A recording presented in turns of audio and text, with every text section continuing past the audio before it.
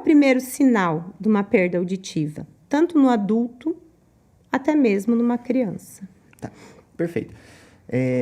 Então, assim, são contextos diferentes.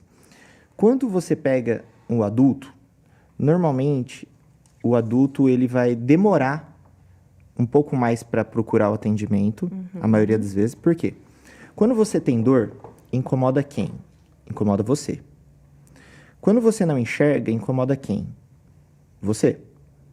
Agora, quando você não escuta bem, incomoda aos outros. Você acaba se isolando, você fica irritado nas situações sociais, só que as outras pessoas, elas sentem mais essa sua dificuldade do que o próprio paciente.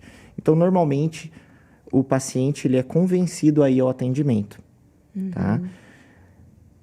O principal sinal e sintoma que o paciente vai ter é que ele começa a ter dificuldade em entender o que está sendo dito. Na comunicação. Exatamente. Porque as pessoas têm uma ideia de que ouvir vai ser sim ou não. Ah, você viu ou você não viu. Só que não. O nosso cérebro ele consegue, quando você tem uma perda inicial, ele se esforça, mas ele consegue entender, mesmo se falta alguma informação. Então, de início, é aquele paciente que fala, quando tem muito barulho, muita gente falando junto... Eu já saio. Eu saio, não gosto, não entendo. Ou, por exemplo, você fala, ele ouve, mas ele... Pede para repetir. Ouve, mas não entende. Exatamente. Então, esse vai ser o primeiro ponto. O que gera confusão, porque às vezes o paciente ele começa a falar, mas tal barulho eu escuto bem. O problema é que a minha esposa fala assim, meu marido fala assado. Mas não, é que ele está tendo algumas dificuldades iniciais. Já quando a gente fala da criança, a criança é diferente. Por quê? Porque a criança, ela vai ser muito difícil de você fazer uma avaliação em casa. Perceber, né? Perceber, porque é aquilo, eu falo como pai, você também.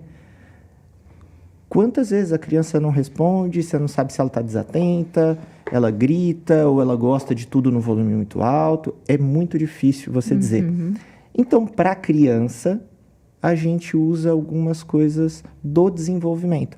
Por exemplo, erros na fala, ou a criança demora, tem um atraso na fala, ou ela, porventura, teve algumas infecções, otites. E eu acho que a questão das otites, principalmente nesse período, né? E a gente observa muito. Às vezes a criança está desatenta, não está ouvindo, e aí a gente vai fazer a avaliação, tem uma perda. Uma perda por conta de uma otite mesmo, né? Sim, muitas vezes, e é extremamente comum. E nesse período é importante essa atenção, né?